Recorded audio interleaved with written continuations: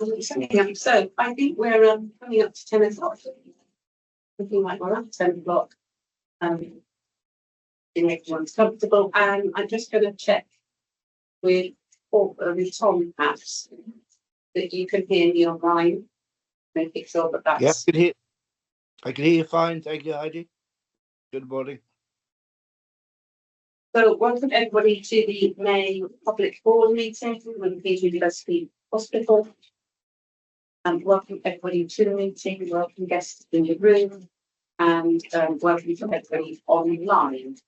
I think that we have apologies from Sarah Whiteman, who is a non-executive director, and from Catherine Wills, who is our chief people officer, but we have Louise, who is standing in and representing Catherine. Is that lovely, Louise, to be representing, or are you here as your own person? I am representing. Marvellous, lovely. So I think if we're okay, we can move through the agenda. So we have the apologies. Any declarations of interest from anybody? Any immediate interest to declare? Or any changes interest to declare, sorry, in relation to items on the agenda? And just remind people that the register of interest is always there and can be updated at all times, not just at one time of the year. So we've got a not too packed agenda today, and there will probably be some items that we'll note as we get to them. We might want to spend some time on, and then there'll be other items which I think we will just sort of take you for noting, particularly around some of the things around year end, etc.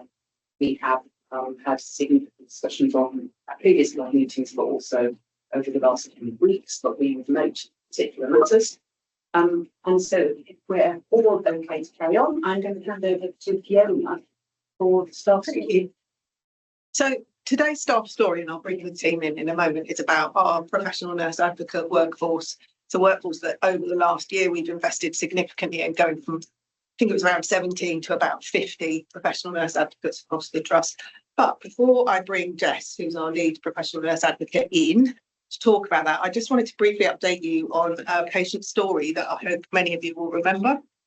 So you may recall Dion Longmore, who came to speak to us about her experience of living with sickle cell disease, and in particular the challenges that she faced travelling to Oxford for her mental cell exchange. Was a very powerful story about the physical and emotional impact of that journey alongside managing a complex long-term condition. And I'm really pleased to share that in the last month we are now delivering red cell exchange here at Milton Keynes, which is really positive. It's gone very well. Our patients are telling us they're delighted with the service, not having to make those exhausting journeys, and getting the treatment closer to home means a lot to them.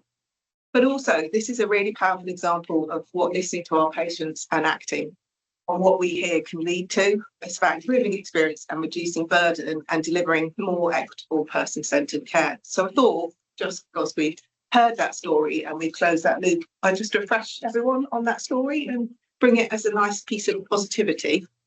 And with that in mind, I'm going to get Jess and two of her P&A colleagues who are going to talk to you about the role.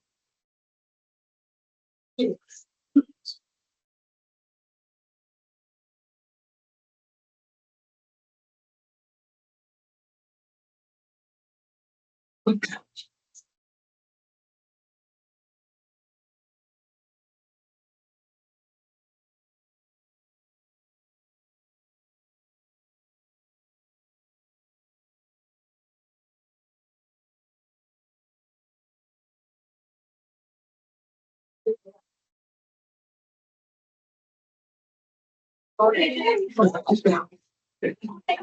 Welcome. So it is Jess, Zoe, and Lois. Sorry. Who will introduce themselves. Feel comfortable. I know who you are. I'm going to start with you. I'm Mark. I'm one of the non-executive. Hello, Ian, Chief Medical Officer. Here's one of the non-executive directors. Trust Secretary. Hi, Joe. Joe, Chief Exec. That's the director. Dinesh, another non-exec. Louise, Secretary Chief People Officer. Gary, NED. Jonathan, CFO. Hi, I'm Chief Operating Officer. I'm good. Do you have anything less? He works in talking process and keeps us all in order. So it's that. That's perfect. My name's Jessamine, you can call me Jess, and I am the lead PNA for Milton Keynes, and I also work in practice education. I'm Zoe, I'm a sound pediatric nurse by trade, and now PNA as well. My name is Loki, I work in outpatients, one of the sisters, and now it's PNA as well. So thank you for having us here. And we just wanted to share a little bit about professional nurse advocates, which will call PNA, just to keep it nice and short and simple. Quite a lot of you might not know much about it or never heard of it at all, and it's still relatively new, especially in Milton Keynes. So it's really great that we can share more about it, because I think that will massively improve everyone's awareness, what we can do. We're very versatile. So next slide, please. So we are a team of nurses that have had a level 7 module. And it's very unique to any other level 7 module, because a lot of them you do, and you've kind of done it, that's it. But with this one, you have this expectation that you're caring for your colleagues afterwards. You're offering them the sort of clinical supervision. You're thinking about quality improvement. You're thinking about how we can better the organisation, but with that focus on staff. And then from that, it will fall through and carry on. I'm very biased, but I've got a really lovely team of PNAs in Milton Keynes, so very diverse, very inclusive. And as you can see from the photos, very smiley, really welcoming people. And we all follow the A-Equip model, which is that model you can see on there. And that's the kind of core focuses that we think about as we kind of carry through with our PNA role. Next slide, please. We've grown massively in the last year. So in 2025, they kind of hoped NHS England, when they implemented, that there would be a ratio of 1 to 20. You can see in 2025, we weren't there. There was only 17 PNAs. And only in June, when the PNA lead role came in, and I came into that role, you can see in that year's time, we've massively increased our numbers. So there's now 51 PNAs with another 11 in training. And that means we've actually met our ratio of 1 PNA to 20 nurses. We don't discriminate, we don't just support nurses, we're supporting a lot of our workforce. So if we think about nurses and HCAs, what we would ideally like is 71 PNAs. So we're not far from that. So we're getting really, really close, and we've expanded a huge amount, and we've got them across nearly all of the clinical areas within the trust. I think there's only 2 ward areas now, but there's not a PNA. So we're really present, really accessible, and across lots of different roles, from our Band 5 nurses up to our chief nurse, who's a PNA, which is great. Next slide, please. We're doing a vast amount of stuff. I'm not going to go through every single one on here, because I know that we're in here for a very short amount of time. But some of the things that we're doing is supporting staff through near misses and clinical incidences. So if there's been a near miss, they can come reflect with us, think about what they could have done to maybe change their practice, maybe what was the error and how that could have been avoided. We're not here to fix their problems, and we're there to kind of coach them, guide them through what do they think went wrong, what do they think they need to move forward. So it's not a blame, it's an opportunity to grow and to kind of reflect on the emotions as well, because none of us come into this role thinking we're going to make a mistake. But I think every nurse or every healthcare worker has made a mistake at some point. And that could be something really small to something very serious. Everyone should deserve the opportunity to sit and reflect in a really non-judgmental setting. Also supporting people through coroner support, which can be a really terrifying situation. And also things like returning to work from sickness. A lot of the time we have our return to work meeting, and they're often with management, but how do you truly feel returning back to work following sickness? How do you feel supported? Are the right things in place? If there's more support that you need externally, we've got Live Up resources, health and wellbeing. Also within our social lives, there's lots of things that we can signpost to make sure that we're the best version we are when we come back here, to reduce that happening again. Next slide, please. So why does the role matter? I think staff wellbeing is a really important topic in general, but also it carries on because when staff are happier and healthier, we know patient care is going to be better. And we go into this role because we want to give the best care we can. It also helps with advocacy of our staff and also leadership. We're all leaders. You don't have to be in a manager's role to be a leader. So if we can improve everyone's leadership, then hopefully be a better organisation. And professional development, we often find that when people come to us, they've got this big goal, but they don't know how to get there. And they're making unrealistic steps to get there. So how can we sort of help them to reflect about that situation, to make small steps to develop every single day.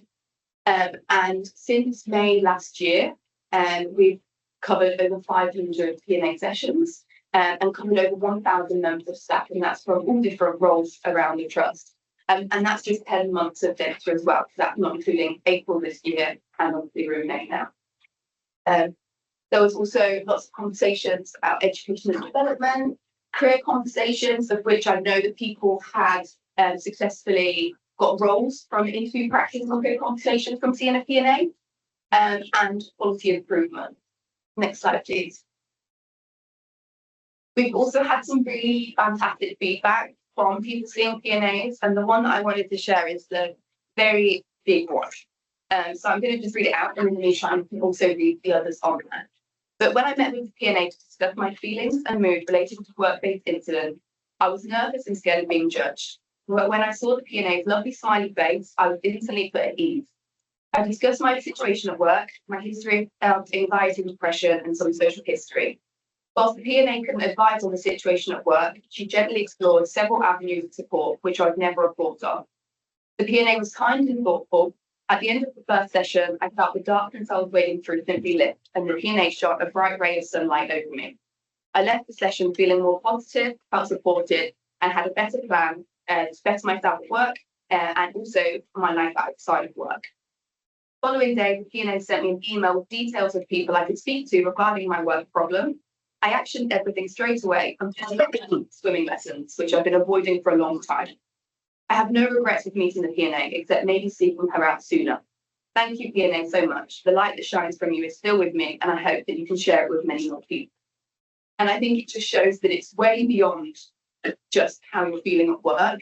Something really simple, like this individual was terrified of swimming, terrified of the way they looked, and it has improved them in their work setting. And this individual was going through a HR process. So I couldn't guide them on that HR process because I'm not there to do that. But can we signpost them to know how can you improve your work environment? How can you improve your professionalism? How can you improve your quality of care? But also it is so much broader than that, because when you've got that opportunity to support them, it is thinking, how are you as an individual? Because if you are feeling satisfied in all elements of your life, you're going to be a much more rounded individual in work. And I think that just demonstrates there that it started on one thing and ended up supporting them in so many different avenues. And now this person's doing their swimming lessons, which they've been really passionate about. Next slide, please. It's not all just about me as well. We've got a great team of P&As, and with me, I've got Zoe and Lotus, and they're just going to share a little bit about how they feel about their P&A role. So I'm going to start with Zoe, who's going to talk about compassionate leadership. So compassionate leadership is a really long word that takes ages to say. In reality, a really short amount of time to deliver. Michael West says it actually only takes 40 seconds to deliver compassion. So we really do have time. I'm not going to educate you on Michael West. I'm sure you're all very well about what he talks about, but his values really resonate to me. It comes across in the P&A role. So what does compassionate leadership look like for me? It looks like a quiet space where I can go away and talk and be listened to by an attentive listener, somebody that's authentic and wants to be there to listen to me. I don't want opinions, and I don't want answers to my problems, but I do want somebody who can guide me, can coach me to find the right answers and decisions for myself so I can move forward. Now, compassionate leadership is notoriously difficult to measure, but that doesn't mean it doesn't have value. And I always think about that analogy about recycling. You know, if we all just recycle a little bit, we'll make a much bigger change. This could make a big impact on our trust. We know about the research between compassionate leadership and patient safety and staff well-being. And this is really well researched, isn't it? And this is why we need to lean forward in the P&A role, because of the change that we've made. So thank you, Zoe. And then they're going to share a little bit about the QI project, which follows really nicely from the Ask Joe yesterday about how we can make small changes to better the financial situation of our job. Yeah, thanks so much for having this opportunity. Being P&A, I think it opens up quite a lot because I said no matter how small your quality improvement project is really important for the trust. So being in outpatient, we use a lot of leaflets and things. So we generate a lot of papers, and then most of the patients that receive a leaflet, they just throw it or put in or reduce it. So we started with, I asked, the staff, what can we do further? So we came up with, doing a QR codes for all the leaflets in the department. So, all the staff that has some, have knowledge on the computer, they help me as well as the communication team. So it came out, it's still ongoing process. It's still not, we're trying to get, we're on 3 of, because we have loads of, departments that we have to cover. And we started with gynecology, rheumatology, and then urology, and then I'm gonna get in touch as well. This is an ongoing project. But I think we have saved quite a lot of papers as well, and it's, good for the environment as well. So it's kind of like really good for all those young people as well, because they're always on their phone, and you can read. They can read it to you. For those people who's got some issues with reading, we can always tell them about how this will help them. If they don't want to read it, then the phone can read it for them. So it's kind of like positive feedback, and the staff is really excited to do that. So hopefully, from 3 departments, we're going through one by one. And yeah, it's a very small project, but I think it does help a lot with people. Yeah, I think it's just thinking about those small things, and especially in outpatients where there are lots of different departments, just having something that you can take with the book that you can just scan, and then they've got that accessible piece of information. Because a lot of the time people just fit in their handbag, never to see that leaflet again. Perfect, thank you. Next slide. So obviously there's lots of great things about our P&A service. There's also challenges. So one of those challenges is time constraints. We are doing this role alongside our normal role. So it's not something at the moment we've got protected time for. If the manager is able to, they'll try and give their nurses time. But a lot of it is corridor conversations at the moment, but even in open floor, it's challenging to find that time to support our staff. The workload pressures follow on from that. So with open floor, it's only busier than ever. So it's hard to have time for the P&A to deliver the service, but also time for the staff to get time away to receive that support. There needs to be wider awareness. I think we've done great stuff in a year, but there's a lot of people that still don't know much about it, and we're continuing to think about that. And space to carry out the sessions can be really challenging, and space in general is challenging around the whole organisation. But it's really important that when you're providing these sessions, it needs to be confidential, it needs to be safe, and that can be a challenge sometimes depending on where people work. We also want to develop it. I think there's got loads of room to develop it. So hopefully one of them is a permanent P&A lead role. At the moment it's a secondment, so hopefully that's something for the future that we can secure to continue driving the service. We would really like to expand the role to AHPs. and other trusts. They've expanded it to, again, accommodate to more people. So they've got physios, OTs, ODPs. We haven't right now, with the focus just trying to set up the nursing workforce, make sure that's nice and solid, and then how can we continue to develop. We want to create a kind of tiered support model through HR and health and wellbeing. So when someone's going through a HR process, it's not just an email saying the support's there, but actively reaching out to them and checking in on them to make sure they are being supported. We'd like to do a P&A of the day. So every day there will be a P&A allocated to that.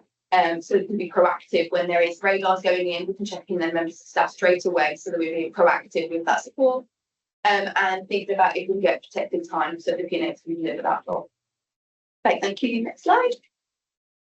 So the key takeaways is that supervision should be a must. It's evidenced in the NHS standard contract in 2025 to 2026. It's really important. It should be a luxury that nurses and healthcare professionals get time to reflect. It should just be a standard.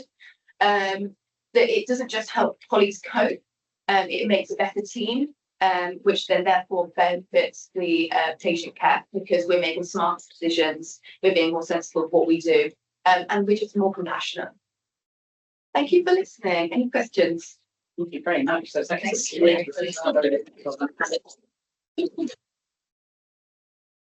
Any questions? I'm going to see Bill. I'm going to go Ganesh Denningham. You go first. So it's really difficult not to be impressed by your enthusiasm and the way you presented the work you do. I'm just conscious I've been around a long while. We see in the NHS every so often we read benefits. There are always in any organisation this size, being the people that other people go to. So they're life coaches, they're positive, they have energy, etc. And I guess the question probably for you and Fiona, in terms of what it is about this structure that makes this likely to be more effective as a work. What have we learned from professional midwifery, advocates and supervisors midwives before them? And just why is this particular format? If it is working. So the role evolved out of the professional midwifery advocate and the success that that role had. And it was very structured, implemented, designed, intentional in making sure that the role was there. I think the success has to be that we're putting it in every area, we're being consistent about it. Yes, we haven't got protected time, but we encourage all leaders to look at their headroom. We talk about it, we make sure that it's available and it's there for everyone. I think when I started and we had a very small handful of people, it was very difficult for them without a lead to be able to implement it in all the areas because they were like rudderless ships. Whereas with Jess, we all get emailed every month. What P&A session have you done? How much time have you done? What projects are you leading on? So it's much more coordinated. And there is a bit of a pressure to feel like, oh my goodness, I have to say what I've done. So I think embedding it in practice, making it well led, will make it a success, and we'll take it forwards that way. And it is a mirror of the professional midwifery advocates, just much more large scale. That answer. Yeah, well, I was a bit early on that, but glad to hear that you've got the ambition to grow the AHPs. If Fiona maybe could connect you with me on my trusts have introduced successfully AHPs into the professional advocacy roles and looked at some dark cards around how they funded that. I didn't say that John there, but it'd be really good actually to bake into the people strategy around how you supported retention and career conversations, because that's some of the data I'm seeing captured in other trusts as well. So it's really shining the bandit. But I would argue again, during Open 4 and things like that, that's when colleagues need professional advocates the most. And I think what we find is there's a shift in what our data shows month on month, depending on what happens. So what we find in Open 4, it's normally there's corridor conversations, very informal 15-minute chats rather than like a formal sit-down session, because you can't necessarily have the time, but you still need the support. So I recall what Ian said about enthusiasm. It's great to hear. What I'm curious about is how you balance the relationship with the individual and maintaining that trust and confidentiality with also the learnings that may come from those discussions and feeding that back into the trust and into management, and how that works. What the balance between your relationship, mentoring, coaching, advocacy with an individual is, and to what extent you take some of that and say we need to do this differently as a hospital. Yeah. So relationship can be quite challenging. And I think we try and look at it in a way that there's P&As in every area. So let's say I work in practice education. So if somebody in my office needed support, they would know that I'm the P&A in practice education. But we also allocate every P&A to clinical areas that they have nothing to do with. So if somebody needed P&A support, they can go to a P&A that they have no previous relationship with. So then it doesn't feel as intimate, it doesn't feel as personal. And then when they feed the data back to me, so when the P&As feed the data back to me, they get a short summary of what was kind of captured in that. I then collect all of that data and share it wider. So I send an email to Fiona, and I also have regular meetings with the Freedom to Speak Up Guardian, see if there's any themes that we think of that maybe the trusts need to work on. Also now starting to have meetings with health and wellbeing to see, is there something that we're all experiencing and that we all can capture and we can then do something about? Because although the P&A role isn't to fix individual concerns, there are things as a trust that we can identify and start putting actions in place to fix, but it can't be solely led by the P&As. So then, yeah, I liaise with lots of different people around the trust that can support that. And that information that Jess sends comes up to the CNO strategic group, and then we triangulate it against what we're getting in through our safe care, what our metrics are telling us, where we see pressure, and do the themes all line up in our direction of travel. So we do bring it all to try. Excellent answer. I think your enthusiasm will really affect, but we're going to need to bring it to a close. But we've got one last question from Precious. Thanks, thanks, Andy. Sorry, I missed the first bit of your presentation, but I was intrigued with what I heard. My question, I think you've answered it in terms of just that feedback into, especially freedom to speak up. So, one of the issues that we're finding is people are finding not really had a trend of speaking up, but it's the tying back in terms of some of the themes that may come in those one-to-one conversations.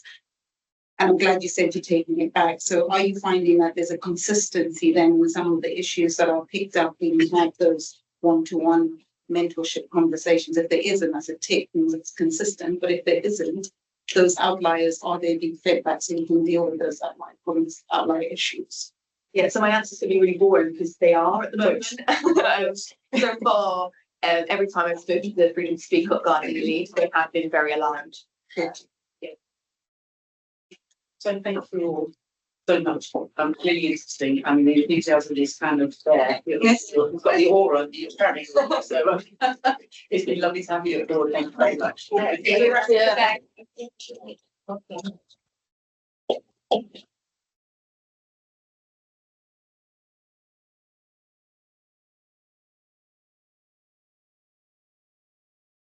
First, let's spread out a bit if you want. There's 3 people in that section. Or just having a look. I love it. Actually, I'm going to move on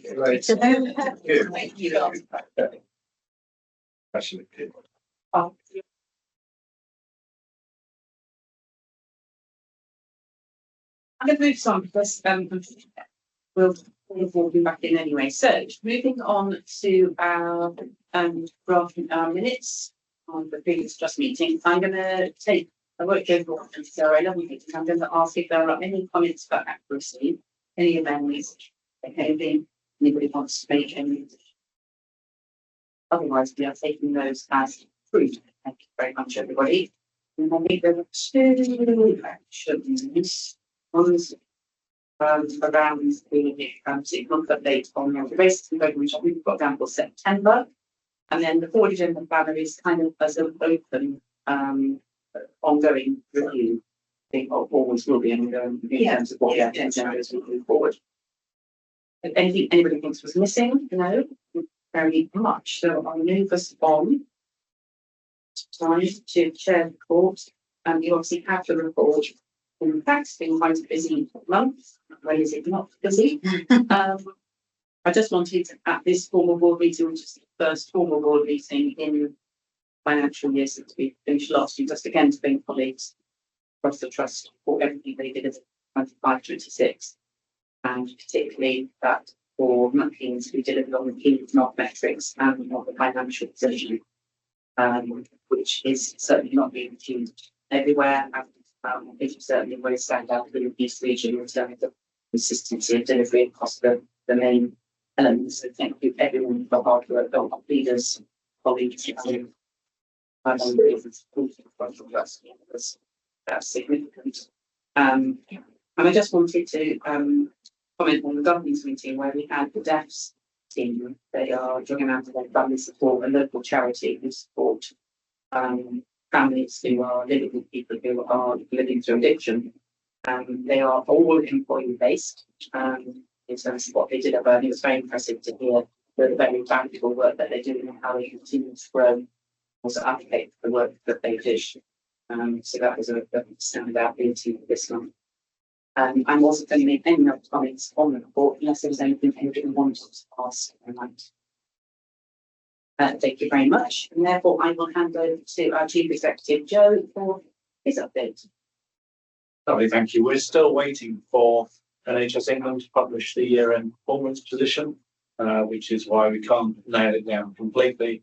We do know we're one of the most improved trusts in the country for waiting times. And I think if you look back over the last sort of year plus, putting it in real terms for people, we were treating them less than 4 out of 10 people within 18 weeks. More than a year ago, we're now treating more than 6 out of 10 people within 18 weeks. So a huge improvement, and doing that within the financial resource that we were given, once again delivering on our financial target and once again delivering on the other quality metrics. So I think we sort of take it for granted around this table that we deliver these things. And I do want to echo Heidi's thanks that it has been an outstanding effort from the clinical and operational teams supported by other professionals across the whole of the organisation. Really, really good work. Moving on to what's going on now. Today we have our open wards opening.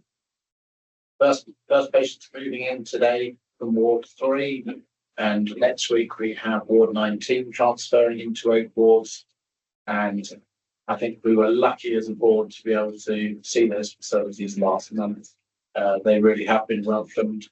I think it is all part of making sure that we are operating within our 21st century facilities here. And we are very clear that those facilities now need to match the professional standards of all of our different departments across the trust. So very clear focus on that. And then something that you may not have paid too much attention to, but is another big step forward for the organisation in my report, which is the move towards the digital outcome forms for outpatients. What was happening previously was every time an outpatient attended, they were the clinical team had to fill in a bit of paper, and that bit of paper would then be entered onto the system. A couple of weeks ago, we moved that entire system paperless, and as it says in the report, we are saving somewhere in the order, it works out about 1,500 bits of paper a day. So a staggering improvement in efficiency, and that's through Helen and all the operation teams with the IT team supported by our operations. So a further step on the journey towards making sure that we're digital first with everything. Finally, say is that there are lots of staff changes referenced and portfolio changes in the report. They're just there to note. There's a note on here, the LMKICD update. Yes. But I'm not looking at it, or am I looking at it now? Wasn't received.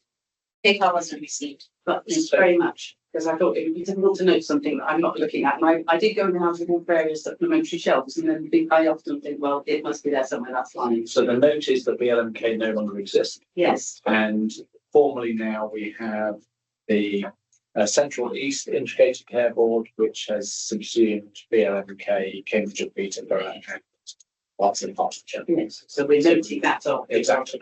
Exactly. There's no paper.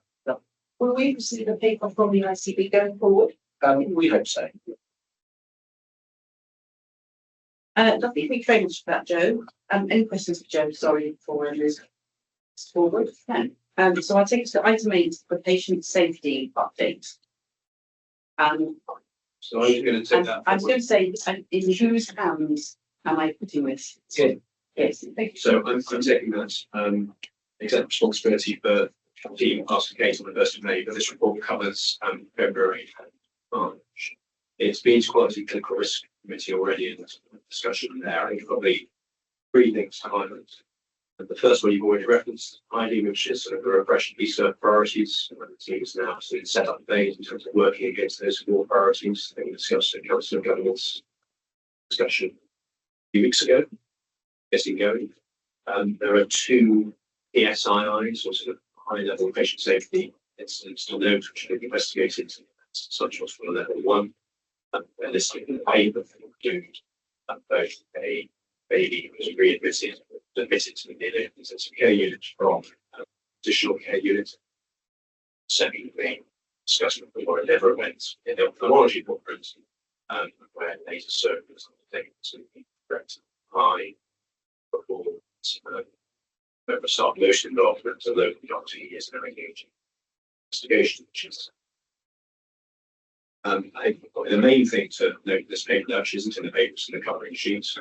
Last time we discussed public law that was concerned of the non-executive, particularly about premature incidents.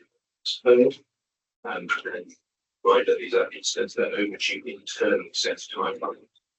And we've got down from 809 to just over 400 today, so we've made really quite impressive progress over the last 5 or 6 weeks. And that's in the context of the organisation being open level 4 and significant strain, still some variation, we're still working on those. I would like to just point out now that we're not aiming for 0 overdue incidents, we're aiming for 350, which is essentially the equivalent of 2 weeks worth of incident each directorate. Due resistance, majority of time pressure. Both sides, those instances are the longest entry units. That's very interesting questions on this. So what I'm hearing with us saying is that it's the length of the amount of time that they're overdue and perhaps the focus on the very serious or most potentially serious issues. Sorry, Kate. I think I'm just going to add, and just from an assurance perspective, and if you said this before, but as repeating that all of these incidents have been reviewed at triage. So there's no incident that's just had no eyes on it at all. So every incident has been reviewed by a multidisciplinary team at triage. So although it may be a dual workflow, it has been reviewed, and where action is needed to be taken legally, that's been taken. So we obviously want to get those compliance figures down. But if, as a window into safety, we've been discussing it as in the sort of teams around, is it a good window into safety? Possibly not, actually, as a measure, because it's showing overdue workflows in a compliance sense rather than safety issues in what we're most worried about sense. That's really helpful. I think so. State that. Right, can I just ask one question? It's perhaps even a typo, but in page 14, we replicate some of the 4592 and 46024 that are in the previous section as well. Are they meant to be in both places? And so there are then divisional cuts within this report as well. So things will So something you put here twice. Yes. I just to make sure I understood why that would be here, but here twice. Thank you. Any other questions anybody wants to ask? It was just, Yeah. sorry, okay, with the piece of training compliance, so what we doing this for help to see it.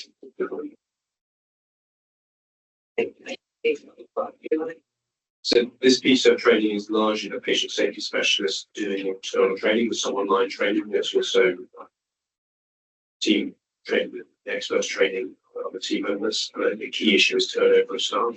I think the thing we've done most of the change this is there's a member of the patient safety team that was embedded in maternity and it's a commitment to step on this. If I can just build on that, I'm clear that as an organisation we have got over 90% in our statutory and mandatory training requirements. So this isn't a mandatory or statutory requirement. It's something that the team are doing locally to further patient safety. It might be interesting about that. Training will be the consistency of the training and the processing of piece of it. Yes, that's how that matches. I think correlating how much that helps that to progress through at a good pace would be something that would be good to look at as we travel further through the year. Yes. If you want, do you want to look at it? No, I'm saying I think that for the team, correlating if we have a low piece of training rate, is that where we have more overdue matters or we're not progressing the matters as fast as we would like to? Would that be something that people would want to correlate with the executive team?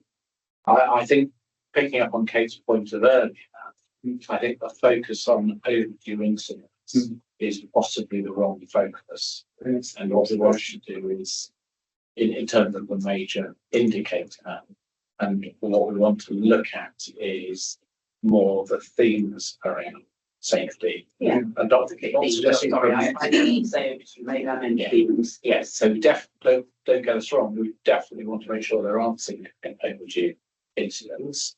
We're not ignoring that.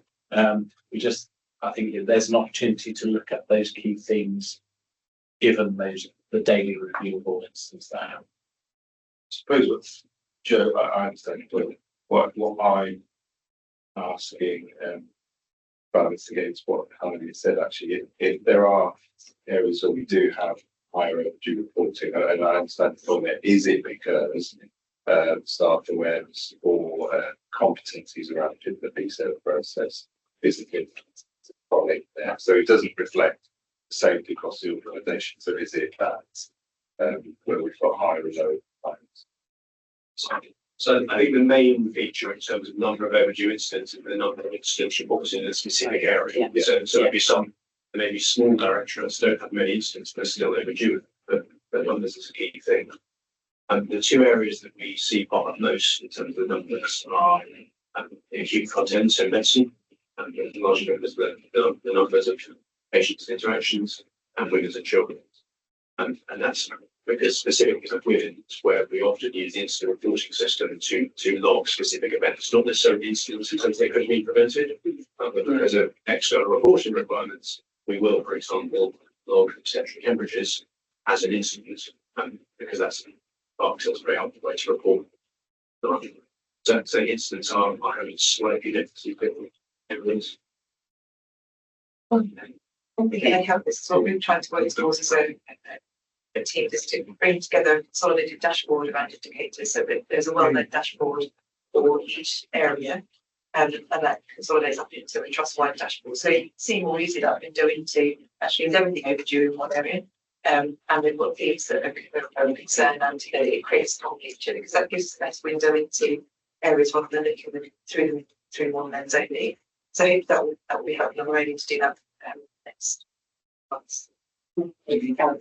I'm not anything new to the conversation, but we deep dived into the question of what does the visa numbers mean, whether they're high. Ian has previously gone through and given us assurance about the fact that we're safe and the fact that everything's looked at, and that's very reassuring. So I would just echo Kate's point that the question then moves to what are the metrics that would be useful for non-execs to give us a sense of assurance that we get a general sense of assurance, of course we do, that things are moving in the right direction. So I just want to support that initiative. Anything else on? Very much. Like move to item 9 on mortality update. So this is the regular mortality update. Again, it has been discussed in some depth in the Quality and Clinical Risk Committee. I think probably the three things to say. Firstly, the numerical side of things, assuming an HSMR do remain within statistically as expected ranges. But as you'll see from the follow-up plots, they are currently close to first moving line. Connected to that, as we discussed before, are some data issues, particularly about 0-day length of stay figures are very low. What's of course an issue by changing it's not an area we're working on. I've noticed in recent weeks that a number of other organisations have been highlighting national discussions about the outside framework and to be referencing denominator issues and challenges around shipments. It's not a problem. So further on in the paper, it's more qualitative information about the processes run by the medical examiners.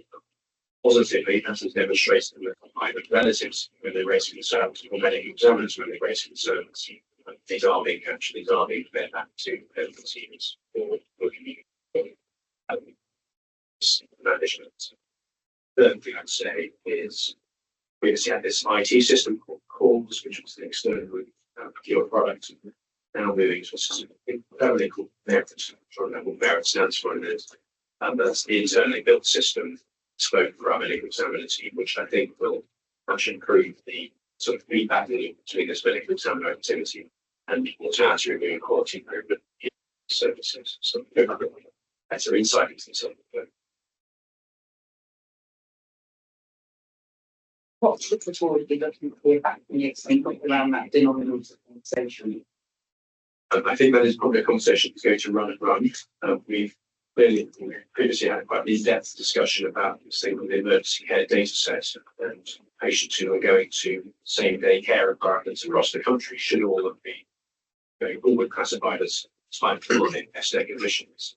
So that's going to give clarity. It's going to take 15 months or so to wash out their figures. That directive is now disappeared or changed, so I don't have necessary options about that. For me, we do not want to be out there or HSM or not. But as long as there is that paired finding around 0 day length of stay, but also qualitative data from the examiners and within processes gives us assurance and less concern with living. Obviously, that does contribute to our non-grid. So if we become an outlier, Yes. importantly, being over 100 or being above average is not being an outlier. No. Statistically. Any other questions? I shall move on to item 10, remote assurance. It's got the Sarah here with us today, obviously there is the sits on the promote. So I'm glad to say. You. Thank you. Just first of all to note that this meeting fell during the recent strike periods, and due to operational response, attendance was lighter than normal. However, we continued to review the pack in the detail that the team provided. Is the right thing to do. So overall, this report covers a timeframe of February 26, and it shows a stable and improving safety position. There are no neonatal deaths since November 24 and no serious incidents during the month. Running alongside some positive trends in key outcomes such as preterm birth, smoking at delivery and early access to care. There are, however, a couple of areas of focus that the Trust is looking at. One is around rates of 3rd and 4th degree tears, which remain above our threshold. Although they are starting to improve with some targeted and multidisciplinary training in place, there's still a little way to go, and also discussion around our plans in place for that. The other one was around workforce pressures coming out of winter that we identified there were some gaps in staffing, which was impacting on standards such as provision of one-to-one care in labour. But it was important to note that we identified that there were no reported incidents of harm linked to staffing pressures. In addition, there was one watch metric that we identified, which was around an increase in massive obstetric hemorrhage for vaginal births. This was noted in January. Care reviews and refresher training is in place. However, there's been a downward trend to prior to January. This was considered a potential random variation and was placed on the watch list. Other items to note, the paper does reference the PSFII. That's a historic neonatal collapse case under investigation linked to postnatal supervision, at which the baby recovered. We're learning focused on observation and safe staffing. And the MNSI, there are no new cases this month, but we did review recent reports and looked at the highlight themes, which are around care outside of guidance, fetal monitoring, and senior oversight with system-wide learning and actions in place. Overall, the committee was assured on quality and safety with clear actions in place to address the areas of risk. Happy to take questions. I suppose it's just in terms of the overall reporting. Sarah's not here at the moment, but I thought this was a subgroup of just in terms of the minute structure. This is a group of reports formally into tech and up through. So I'm just conscious I thought it was it's MAG rather than the committee. Yes. Yeah, fine. So I didn't want anybody external reading the papers thinking that it was a form. It does keep being reverted back to committee on the agendas. Yes, so that's the it has a direct reporting line into the board, not a form to board. Yes. Differentiate that. Hence why non-executive director was here. She thought she would be able to be, but she's having a few days away and she needs to go. I would look for Ned to give assurance as well for actually present the assurance group that would have sat, so that's why I think it would be appropriate. Could I just ask you one question? Where it says in the report, home birth suspended, I think it means 3 times during January. Does that just mean that the birth would have had to be moved? There was no impact on women birthing, so the service suspended because we didn't have any people. But during that period of time, no women phoned up and asked for a home birth. So no service user was affected means doesn't mean a service user couldn't have a home birth. No, and there was no service users in labour during that time. Okay, that's what I think is quite helpful actually. I'm not sure that would be very helpful. Any other questions on? Okay, thank you very much, everybody. Sorry, the voice is going. I think we're just going to do, I know we said break, but I think would we like to break now and then go into all the performance items? Did that make sense for us? I think we'll do that. So I think otherwise we'll keep mixing our topics. So we'll take a break and we'll come back at 11. So for those people online, we're going to break until 11. Got 10 or 12 minutes. Thank you very much. Sorry. Yeah. I won't call you and bring out the end of it. Yeah, fine, yeah. Okay, everyone, we're going to start again. Right, so moving on to our performance section of the agenda and the integrated performance report, please. I'm looking at you. That's me up. Okay, so I think as Joe has alluded to, we had a very positive end of year position, both planned and unplanned care, and I think there was some in the planned space there was some additional funding that came available that we worked on in Q4. In the unplanned space, we funded a very small amount internally. There was no external funding, but we had lots and lots of focus on it. So really great to see that we ended ahead of our 62-week position. So we were at 62.6. We did see a significant improvement in the number of patients waiting over 52 weeks, but I will just have to still flag we were at 2.6%, which was better than our submitted plan of 3%. However, still not in line with the plan guidance, which would have been 1%. So we are becoming a bit of an outlier now in terms of 52 weeks. What is not reported here, because technically it should be 0, is our 65-week position. And we just had the end of March, a small handful. We were in single digits for the number of 65 weeks that we reported, and our diagnostic performance was good. The report here points out an improvement in our cancer performance at 62 days as well. Just to remind people, I have said this before, as we treat our backlog of cancer patients, the recorded performance does deteriorate because just the way that this metric is measured. So we will start to see that dip as we continue to treat that backlog of patients. Unfortunately, because, and I'm sure we will discuss this more later, we are still in a kind of no man's land in terms of our contract position. We took the decision to maintain some activity that we could during April, but not at those levels, and therefore we are already starting to see some impact of that, and you'll see that as it goes through. In terms of unplanned care, we also, sorry, So just yeah, just on the contract position, I'm conscious that we've been having really positive and helpful conversations with our SCP. We haven't quite signed everything on this yet, but expectation is that we will get there over the next sort of week or so. So just a bit of that. Sorry. yeah. Okay, and the sooner we get, we're all aware, the sooner we get that decision, better, because the longer we delay, our position deteriorates, and then it's a bigger hill to climb. But really great to get to where we got to.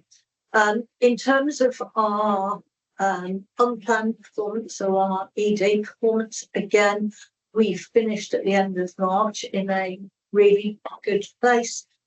Significant improvement on our February performance. We finished in terms of 4 hours at 79.3.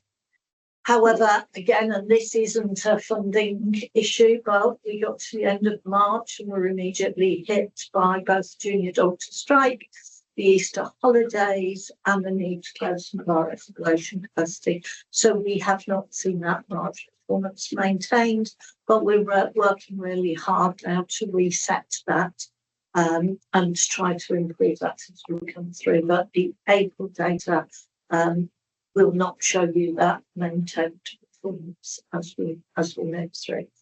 I'm very happy to take any question. The only other one that I didn't mention was diagnostics, which again, end of year, really positive performance. The area that I talked to you a lot about is audiology. That is the major modality that we struggle with. I'm really pleased to report we've got some capital funding in the next month. We will see the completion of an additional audiology booth to increase our capacity, and there is a case coming through that should be cost neutral to see whether we can manage some additional staff through that area. So that's positive news on the audiology front, which is the outstanding big diagnostic area of concern. It's Well, I just think because this is public law, just to say congratulations to everybody, particularly on the 18 weeks. That's a massive improvement year on year, and even in the last few months. So I think that should just be put on that vote. That's really, really good.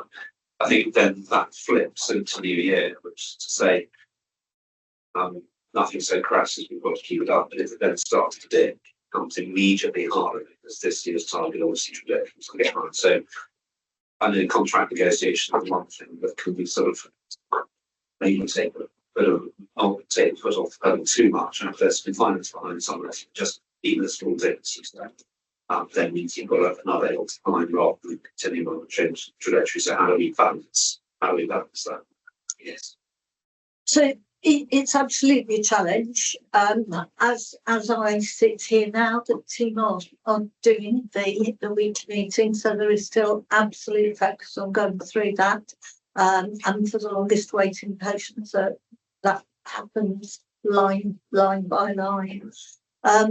The overachievement in March is helpful for us in some ways because our submitted plan assumed that we would achieve 60.5. So it has given us a little bit of headroom in terms of delivery of the plan. Although I hear the message, we don't want to see any deterioration, but we finished 2 and a bit % above the plan. So we've got that little bit of early headroom to help us a little bit. A couple of things. We talk about our waiting times quite rightly as an organisation, and saying that we're at 60+%, so more than 6 out of 10 patients being treated within 18 weeks. I think it's important for the board to note that there are significant numbers of specialties that are performing well in excess of our national position. So, for example, if you're waiting for a dermatology, more than 9 out of 10 people are seen within 18 weeks. And there are about 2/3 of our specialties are seeing and treating the patients within 18 weeks. What we're seeing is some real high pressure areas, orthopedics, gynecology, ENT, where we have both a longer than we would like waiting time for outpatients, as well as a longer than we would like waiting time for an inpatient or day case operation. So absolutely hear what you say about trying to maintain. I think it's important that we as an organisation look at improving those specialties with the longest waiting times wherever we can, as well as maintaining and improving those that are already seeing general medicine, gastroenterology, all of those, more than 9 out of 10 people maintain within 18 months. But it's a fine balance, and Helen and team do a brilliant job of getting into that real micro level in management, trying to make sure patients are. And I guess just to be very clear on that, that's really, really helpful. But obviously, trauma and orthopedics is where it turns into a procedure where it's meant to be other things will be outpatient only or relative. So, but that's then where the money and cash becomes particularly important. It's high volume as well. It is. I mean, again, I suppose it's interesting for the board to note that around about 3/4 of the entire waiting list for a hospital is waiting for an outpatient work. And so I think we have to work through, and this is what we're doing at the moment, about it would be really, really easy to hit the target and miss the point. And I think that's what I was trying to describe earlier. What we don't want to do is have a very small number of patients waiting for inpatient operations and have treated all of the outpatients in order to get to the national target. At the moment, we're doing everything, I think, fairly systemically, and we want to try and continue to do that. And I just to some of that in terms of volumes, I think it's fair to say we've had some challenges with the community MSK provider. The ICB re-tendered that service and went into a very lengthy legal challenge. However, that is all now resolved. And I've got an introductory meeting with the new provider booked, because when we look at our data, we've seen far more referrals coming directly to us that maybe should be going to that provider first. So it's been a difficult year in that respect. I was going to ask about this, Kate. Given, like you say, the national issues we have with audiology supply agreement, are there opportunities across the system to maybe sort of transform that? So in terms of joint working, we have offered bits of mutual aid, even though our situation is bad, our partners in the system are worse. Our particular issue is paediatric audiology. We are quite fortunate with our head of audiology, who has an excellent reputation. So we are looking to see whether we can attract him. I just want to paediatric audiology because it came up last week at the institute. Not having people are talking about audiology, but paediatric audiology across this region. And we know we're not alone in that. Absolutely. We're probably not probably in one of the better positions, but it is still a challenge, and it's a challenge. And it's talking about how can we work that better across the region in terms of resources. And just to add a bit of positivity there, whilst we weren't where we would all want to be, we were ahead of plan. Yeah. So I think it's probably, I'm just combining those two things. I know we live in a world where clickbait headlines are wonderful. And so this situation of when we say we're bad, we're better than significant portions of the country. And I look on somebody or anyone to focus on that, when actually we're ahead of target, as you say, and we're better than the vast majority of these. And I think that point though, in the conversations last week that happened in the afternoon around areas of focus or frailty across the region and where people support each other, we were very much, well, I was very much, because I was there, David, rather than yourself, Helen, but we were very much saying we obviously want to work with people where we can, but I think again it has to be made a reality, doesn't it, in terms of geography, patients, in terms of the availability of specialists in appropriate places, and where perhaps we are actually on our target, but there are providers who have a significant challenge, and whether this particular issue might be almost critical in terms of how they're going to deal with it. And I think we've got to find that balance of how we, where we put our focus, what we need to improve, and where we help others in terms of collaborating. I think that's another dimension to how we can what we'll do. Yeah, it's not related to performance particularly, but on the NOF dashboard, which is part of the size as well. So Ian myself attended a national briefing last week where they did an update around how that will evolve over this year. So they haven't yet published metrics for 26.7 NOF. They're due to come out during the course of May. There will be a similar number of metrics, but they will be more aligned with the 10 years plan than they currently are. They have the financial override will continue to apply for the current year, which we know during the previous financial year, one of the reasons why our rating didn't move higher than 3 points. And also to know that no quality override has been put in. So you can be inadequate for CQC, but that doesn't automatically put you in. And just kind of along similar lines, the indications are that with tiering system, will disappear. And I understand from the regional team, they're just putting through their government processes what it will be replaced with. So watch this space, but they're kind of, when we've talked about being in tier 1 or tier 2, that won't be the future, but I don't want to choose that. I think it's important for us to support, and certainly in the more transformation conversation we perhaps going to have in the seminar in June around kind of what our focus is around travel and journey. But certainly, I think it's really to just point from my planning of Jonathan, what you're talking about there. But we need to decide what we're focused on. As I go to more regional meetings and wider meetings, I can hear that topics come up that have become the flavour of the moment and are interesting, and they perhaps are very, very interesting for some providers because they are key things that need to be focused on. But I think it's important for us to decide what it is that we need to travel is as one commerce to make sure we get the right improvement in the right places for patients and for our financial efficiency.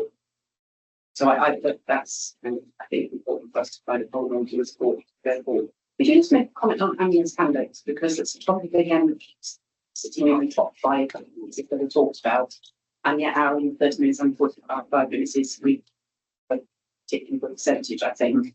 And yet for some providers again, this is perhaps not something that has been so successful. Yes, I mean, we always want to do better because we all accept getting the ambulances back out on the road is the thing to do. One of the problems that Heidi and others might have is when you see regional data or you're in those forums, it's the East of England Ambulance Service, and of course our major provider is SCAS, which does make that comparative data in our system a little bit harder. But yes, our ambulance handout times are pretty good, and the team on the ground really focused on making sure we've always got an available space either in what's known as the ratting bays or whatever. Even when ED is really congested, there's always a focus to try to make sure that we can offload an ambulance. It's just SCAS obviously go down to Hampshire and Isle of Wight, have quite a big patch. They've had historic ambulance handover challenges.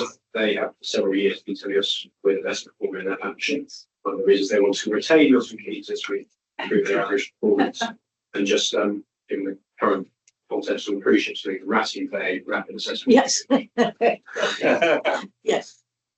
Yes, and I think it's important that, because I think focus on the unscheduled air coordination part of the boundary. I think it's been very positive things, but I think again for us it's about what's appropriate and where's our best resource. We may not want to prioritise something like that if actually prioritising our diagnostics is going to benefit more people on their pathways.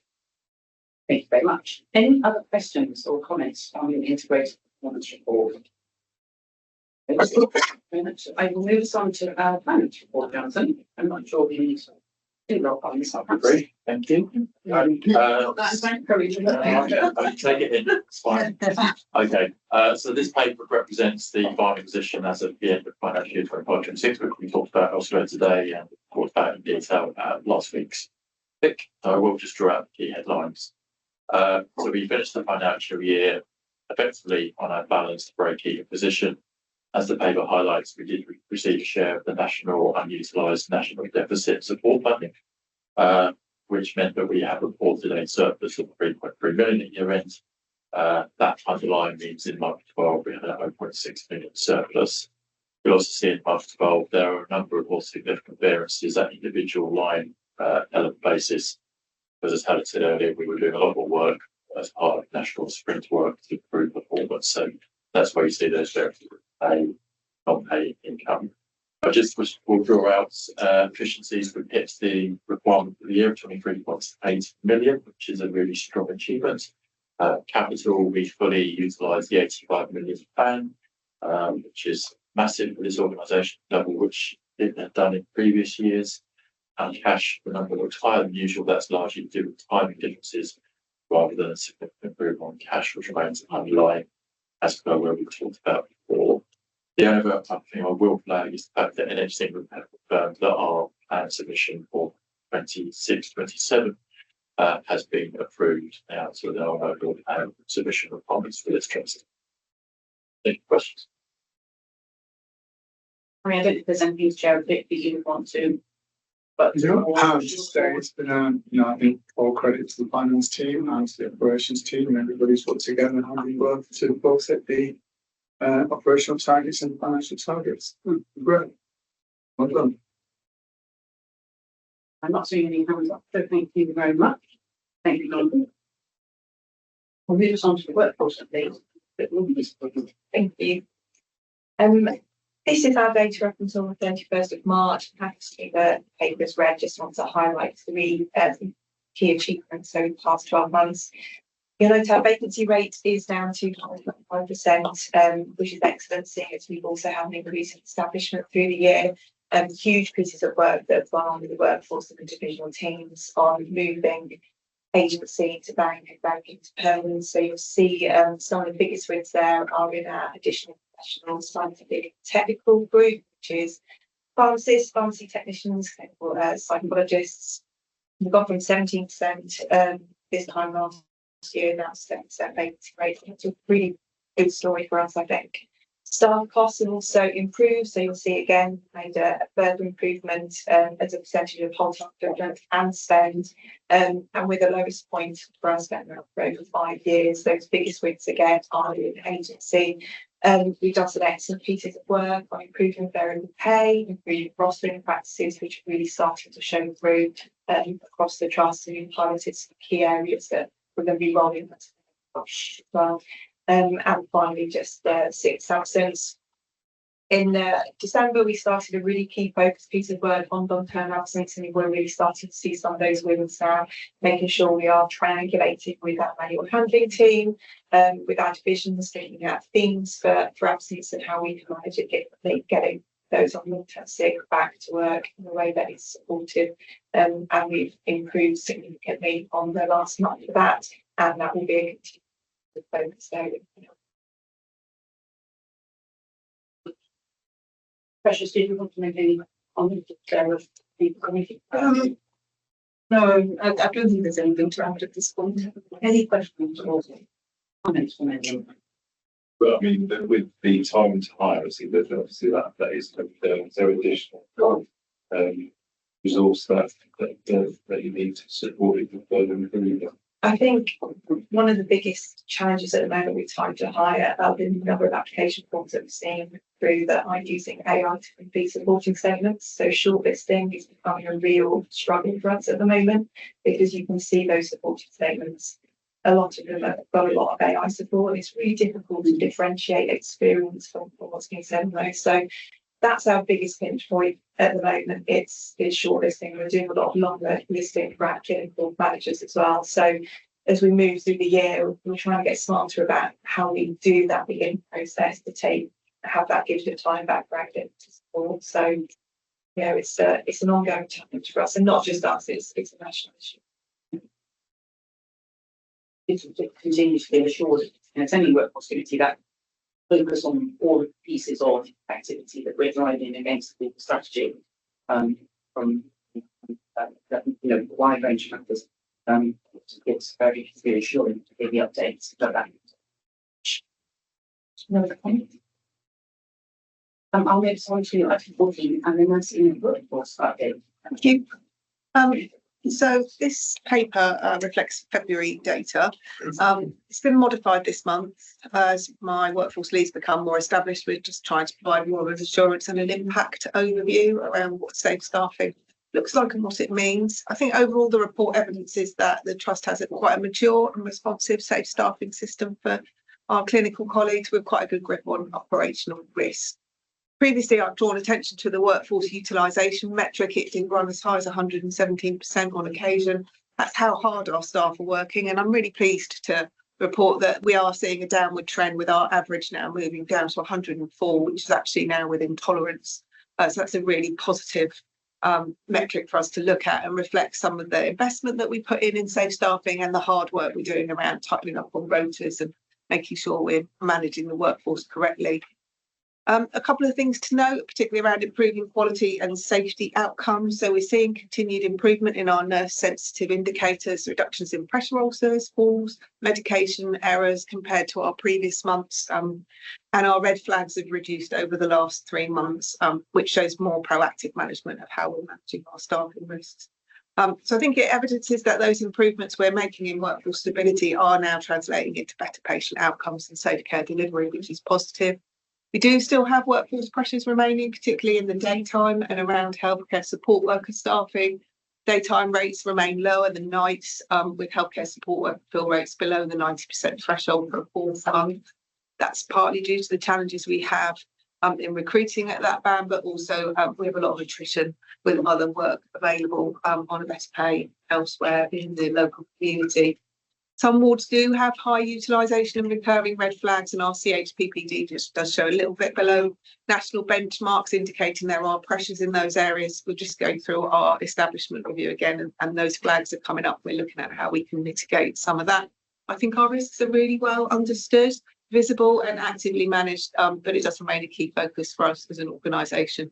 So I think to sum up areas to focus on, healthcare support worker gaps, daytime staffing is a bit fragile, specific wards with recurrent pressure, so Ward 18 and Ward 5, and our sustained demand around ETOC. We are on the national programme and we're just coming up to the point where we'll be launching some initiatives to help us manage that. They are all known recognised risks with targeted oversight in place. Any questions? I have a question about it before, because obviously we've been for On and off. on and off. No, sorry, we've been before it's January for some weeks and then off with a break. Are we currently in April or we? We're overweight. I think that there's more things of pressure in Oval for organised in previous years. And you talk here about the required need for staffing flexibility. Does that always focus in certain areas, or does that? No, it varies. I think operational pressure is significant, but our mitigations are strong. It's not one persistent area. It can vary from a different ward. It can go. It's influenced by patient acuity, staff sickness, but we have a good process for redeployment, and our staff are more accepting of redeployment now that it's occurring less frequently, and they understand the need why, because we've done a lot of work. So I think that we do manage the risk around that well, but it's not in any persistent area. But when we have to do it, because we are doing less. Yeah, it's becoming more easy to manage with the staff. Sorry. Just, so I've got about our advanced practice lead, so is that a permanent post or? No, so we've got an advanced practice lead in on a secondment. She works 2 days a week. She's just scoping through our true advanced practitioners, so those who are accredited, and making sure that they're meeting the pillars, etc. And then we have our nurse practitioners underneath, and that's the next scope that she'll look at. But she's on secondment at the moment. So what, I guess, then, to the wider board, what's our trust appetite to develop and grow our advanced practice workforce? I think we recognise that there's a need to grow our advanced practice workforce. At the moment, we're still probably in a place of evidencing the benefit, which is why the scoping exercise is going on. I think once we get to that, we'll sort of talk with my exec colleagues around this is the benefit, this is what we can evidence, and is it an appetite that we want to move forwards looking at. I think there's lots of really positive roles out there. It's just around helping the organisation to understand where nurses and AHPs and midwives can contribute to care but not replace medical colleagues. And it's about understanding that workforce and planning for the future. Because that's where supervision and training works. Yeah. Yes. This is a really useful sheet. What are yours? Can you say something about the sort of tolerance limits in terms of ups and downs and pressure ulcers and medication errors? Because there's correlation between the high staff levels and medication errors. There's more reds on that greens. Clearly, some of those numbers of high sources is going to go up. So yeah. Are there any lessons that you learned from that, or is this kind of within tolerance levels that you would expect? So I think I would say we'll just bring it up, so I'm actually looking at the sheet. That there's definitely a correlate. The reason we report it is there is a correlation between having a workforce that doesn't match your care hours per patient day, and you will see an increase in falls and pressure ulcers. There's a definite correlation there. The tricky part is matching the acuity to the workforce, because we can't predict how many patients we're going to have in that are high acuity or low acuity, and that's where we have to kind of work around it. I don't think there's anything in there that particularly flags for me. We flag areas where we see an increase in pressure ulcers, maybe by 2 or 3 in a month, because it's an area for us to watch and an area to look at and go in and make sure what's going on in that area and be concerned. I'd be more concerned if I saw an increase in falls, an increase in pressure ulcers. Louise is reporting the appraisal rates are dropping, the sickness rates going up. It's the triangulation of all that data that kind of says to us, this is a worry ward that we would worry about. So whilst we put the nurse sensitive metrics in here, we're also looking at all the other metrics as well. Yeah.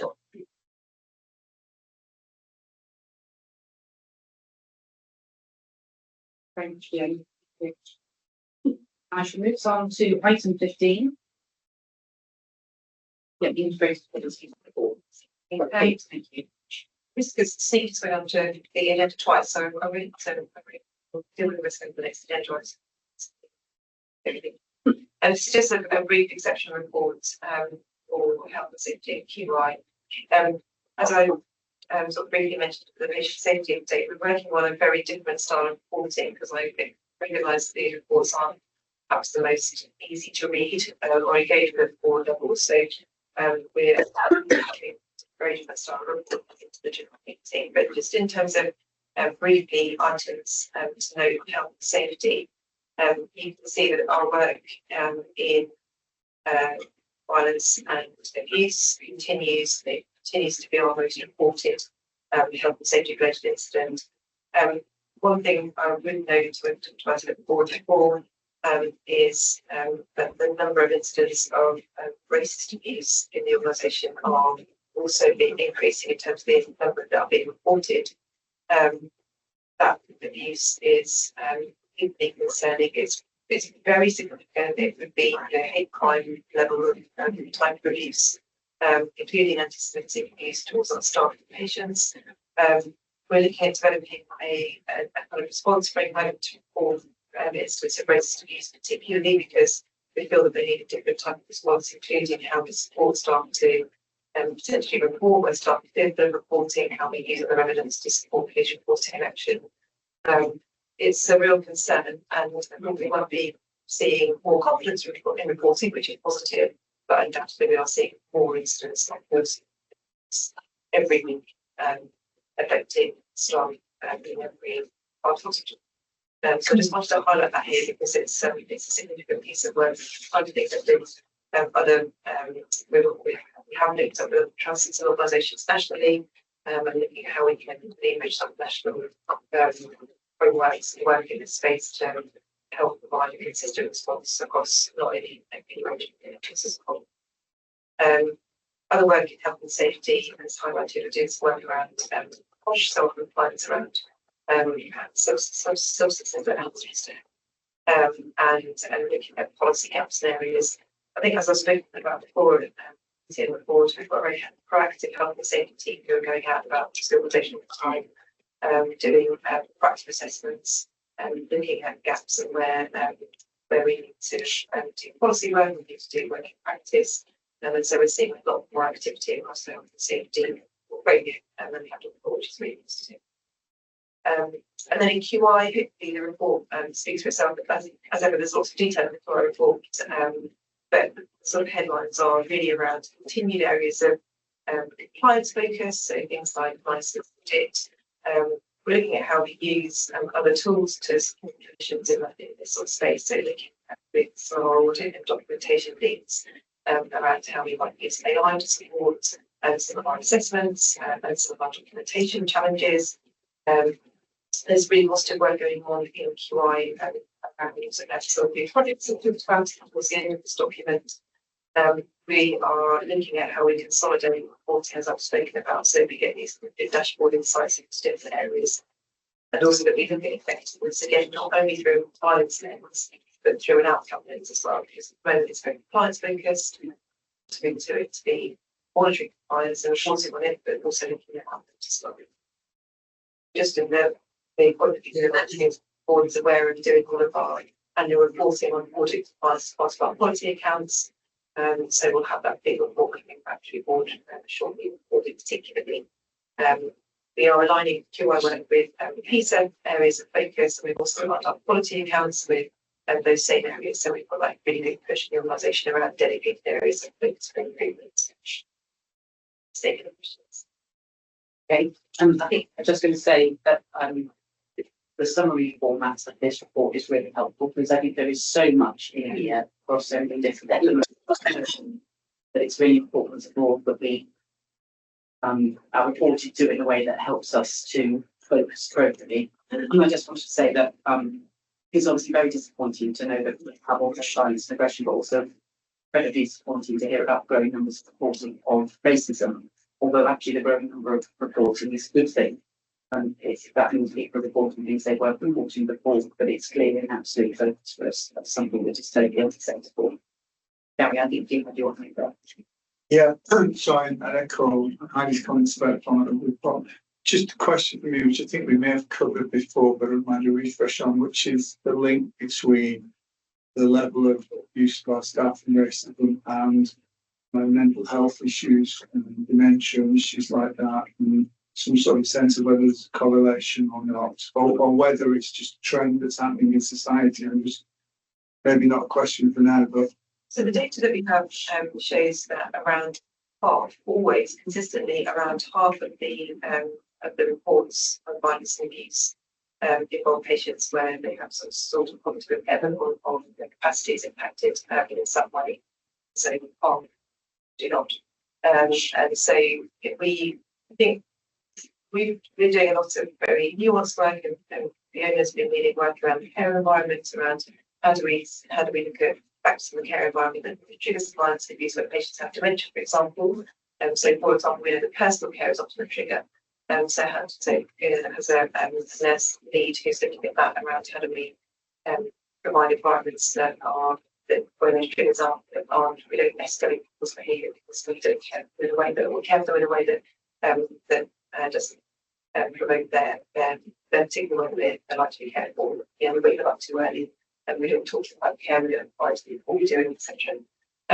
But we've still got a very large portion of those instances where that isn't a factor. We have got patients with capacity who are, and as I said, it's not only in our wards where we're looking after our more vulnerable patients, it's in maternity, in our emergency department, in our wards caring for patients where capacity is not an issue. We'll be able to see violence and racism. It's just a follow on that. I think there's a flip piece of work as well in terms of understanding how we support staff.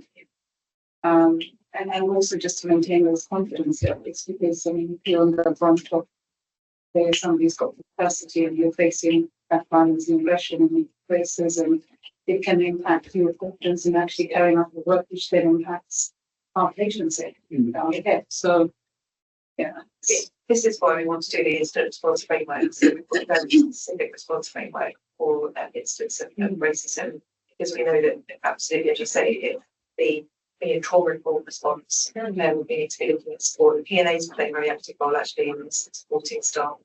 But and we also want to be able to, well, I particularly want to be able to take a further away from police reporting staff, particularly when staff are very anxious about police reporting, and to be able to do that corporately. So there's lots of work that we are doing in that space. Yeah, I mean, I was going to say that segues nicely back to the beginning with the role of the PNA and how they sit in the ward, they support it. But also talking about that 50% who have capacity, what Shadi's finding out in some of the work she's been doing around building a toolkit to help staff is that where we become quite operationalised, we're not doing simple things like offering pain relief 20 minutes before we go in to do the wash. And so taking time to sit down and kind of work through with our staff some real basic training around, if this person is exhibiting, think about why are they exhibiting when normally they're quite calm, what specifically is going on, and check their records and understand. So I think We have some way to go around the care toolkit that we're building, and that will help with that 50% that have capacity, and we're not quite sure why those behaviours are presenting.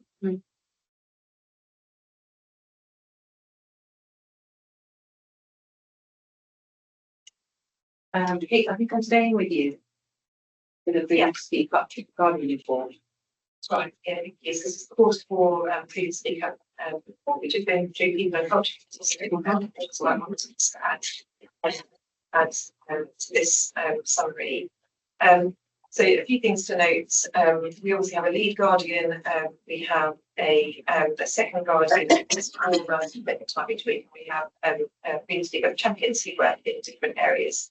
And we've got other sources of support staff to raise concerns like PNAs and other sort of other more informal networks as well.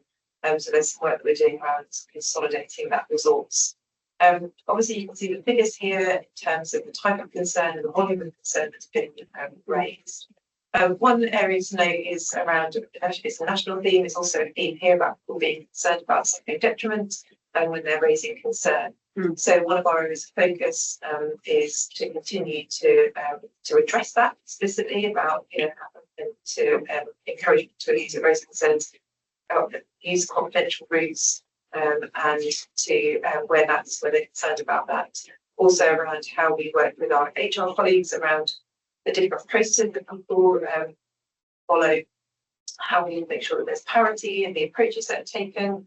And so things like their adjust panel, how those are used, how that may or may not link with speaking up, and how we support our workforce to continue to raise concerns. So, freedom to speak up is never, as in every cultural piece of work in the organisation, it's never kind of finished. It's always part that's going to be ongoing. And I think it's really important that we recognise that and we're continually intentional about it, because this will be work that we will do forever, about encouraging people to feel confident in speaking up and in different ways. Obviously, we've got a strong link in speaking up into our anti-racism programme. We've done lots of work with particular teams around themes around anti-racism, particularly. And so there's different forums to enable staff to raise concern in different ways. Interestingly, also things like the tea trolley, the VIT trolley that's gone out during the winter, you've been a really good point at which staff have been able to talk about issues that are affecting them. So although the Freedom to Speak Up report captures the formal Freedom to Speak Up reporting, I think it's part of that wider cultural network of ways that we enable and empower staff to raise concerns. But on Shah, who's our lead Freedom to Speak Up guardian, is a hugely positive force in the organisation.